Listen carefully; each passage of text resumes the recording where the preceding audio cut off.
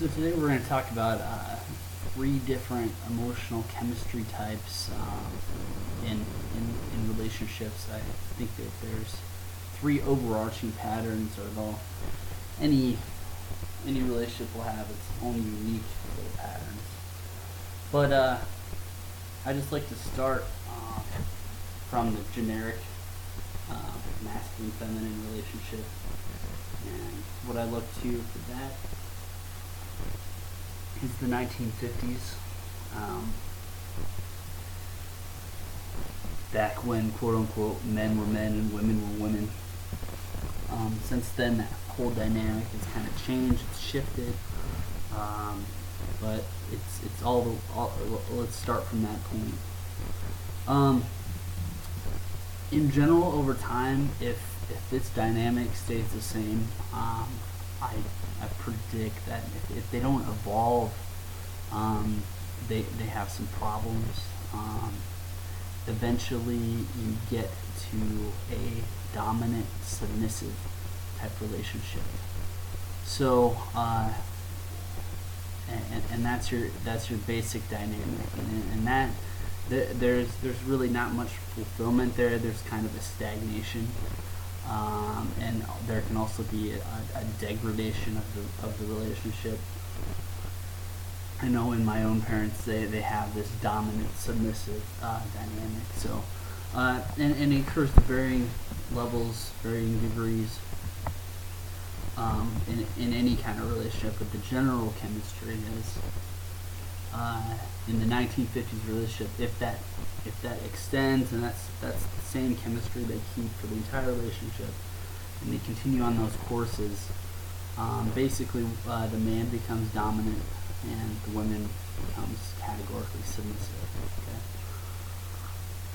so that can be dysfunctional, elusively dysfunctional. So on the man's side, it's almost like an extension of the general cultural ideology. So he's getting a sense of importance, he's getting a sense of control, a sense of achievement. So this is like the trophy wife kind of dynamic. So if you look at this, the society is very almost like based on kind of Spartan ideology of achievement and rank and importance is very stratified, right? So, which has its costs and benefits. I mean, but it's almost like we also looked at women as something to achieve, as a sign of status. Go back to trophy wives, okay? So, if that continues over time, what I believe is, but there's a lot of unfulfillment in that relationship. So, while he may get a sense of importance and a sense of stability from controlling his wife or putting her down or stuff like that, there's also a sense of boredom. I would argue. Like I watch these kind of patterns, these kind of emotional dynamics in my own parents' relationship. So, a sense of boredom. Because you've done so much to break down your wife's self-esteem, you really don't have a partner. You have kind of a pet. You have a slave, kind of, and you can't really relate to a slave. You can't share much with a slave. You can't connect as much with a slave. I would say that there's also persistent anger, and these are all kind of related. Persistent anger, because maybe you've used anger to control her, to put her down. You may be always resorting back to that anger. Chauvinism, that's male superiority. Another way of saying male superiority. Misogyny, that's the hatred of women. And so those dynamics you can become identified with that, and then that's your experiential level for the rest of your life. I mean, my parents are absolutely stuck in that. kind of developmental funk. But at that point, in the absence of any kind of other fulfillment, you focus on the control and the importance. So the more she looks up to you, the more she respects you, the more you get your way, the better the relationship is in your mind when you're not opening yourself up to the many different ways that the relationship can evolve, right? So let's look at the submissive type relationships now. Submissive is the feminine perspective from that 1950s dynamic. So that may start out that way. She may feel reassured at first. She may look up to his confidence. But over time, again, if she doesn't evolve, and if her partner it doubles down on that dominance role, there's going to be a depression because you're not evolving, you're not growing. There's a lack of variety.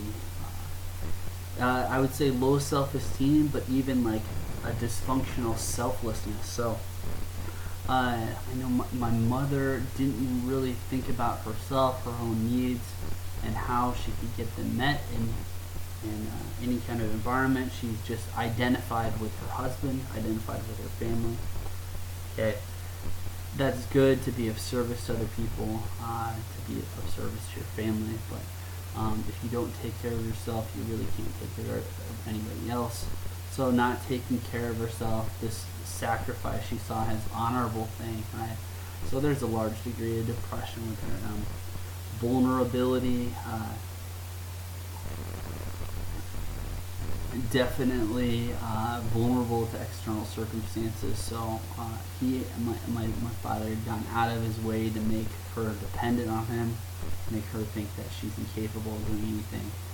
So she feels vulnerable to any kind of change in circumstances, and there's not much capacity for individual adaptation or resiliency in any kind of situation. Insecurity, fear, both of those were highly raised. And this wasn't going on the surface. You'd have to get to know the couple to just kind of understand that this is the dynamic that's unfolding.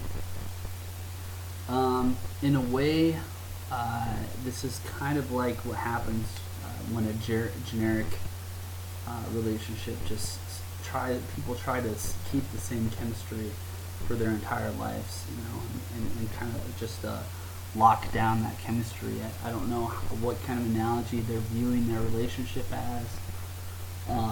If they're looking at it like you're a king and she's here to service you.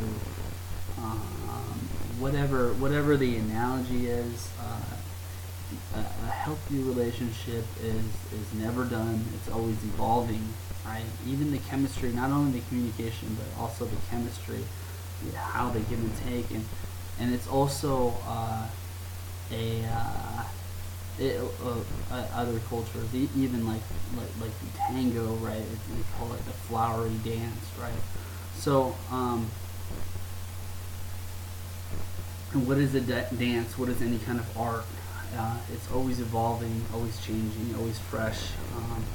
You're not only in how you meet your partner's needs, meet your own needs, but even your roles can kind of evolve and adapt. So I'm going to talk about that synthesis now. I see some couples learn how to grow with each other over their life cycle. They allow each other to open each other up, expand each other, strengthen each other. And over time, some couples, they can go to those extremes where my parents are at, again, extreme male dominance, extreme feminine submissiveness, or they can kind of evolve into a much more mature place, right? And that's a balance of different kind of seemingly contradictory extremes.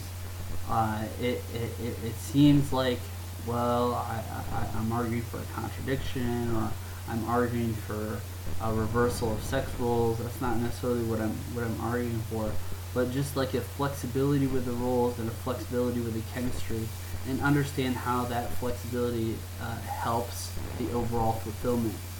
Because at the end of the day, that's what you're after, right? So, it's always a balance. So these are the kind of contradictories. So let's talk about like stability and exploring, right? So that's a kind of contradiction. Try new things, but also keep some level of consistency, some level of stability. So usually the feminine is more oriented in exploring, and the masculine is more oriented in stability, right? But if they're open to each other, open to each other's strength, she can make him open to more new things. He can make her more consistent and more stable, and in time they give each other that gift, right? Challenge but respectful. You're pushing your own boundaries and your partner's boundaries, but you're also respecting them. So in a respectful way, in a condescending way. So you're growing, but you're not feeling like put down by that challenge, right? And a similar kind of dynamic, a similar kind of flexibility, or it's called a paradox, right? Is allowing and confronting. So you want to allow yourself, allow your partner to be who they are, where they're at, but you also, there's a time to confront, there's a time to challenge. You don't want to allow things to go too long, and just, if they're consistently dysfunctional, you do want to challenge them, you do want to confront them. Self-assurance versus supportive, right? You want to encourage yourself. You yourself want to be independent, but also be open to help. You want the same thing for your partner, so you want to be supportive of her, but you also want to let her figure it out for herself, let her have her own independence. The masculine tendency will be to be overly independent, and the feminine tendency will usually be to be overly supportive. And generally that dance, they'll find that happy medium and understand what situation is best for what approach is best for each situation. Similarly, conflict versus diplomacy. Sometimes points need to be pushed, or perspectives need to be clarified and asserted. Sometimes you need to find compromise. But if you're always just compromising, always finding the middle way, then maybe that's not even the best solution. So every situation has a right approach, and generally when the masculine feminine mind, when the emotional rational mind works in harmony with each other, they'll find that best approach. Excitement versus stability, that's similar to stable versus exploring, but you need both consistency and variety, and stability and variety. So that's kind of that growth element. That's essential for fulfillment, and they're kind of paradoxes. They're paradoxes. I know there's psychological research that talks about that paradox. It talks about the flow, right? Intimate versus independent. So you want to be your own person, be your own man, your own woman, but you also want to be open to them. You want to be connected with them. You want to be vulnerable. So that's kind of a struggle in and of itself. So too open, too vulnerable, and sometimes women can go into that. They're more have a tendency to do that, and they leave themselves vulnerable to exploitation. Any kind of males can exploit overly open women, overly vulnerable women. Independent men tend to be independent, and we can be too shut in and not open to other people, the feminine, and so it's a feminine challenge sometimes to open up the man to her emotionally, right? So that's the kind of synthesis, that's the kind of flowing dynamic, that's a healthy relationship, is a flowing dynamic, and always expanding, exploring, adapting, and like any kind of dance or any kind of art. So that's how I kind of describe different relationship types, and thanks for listening.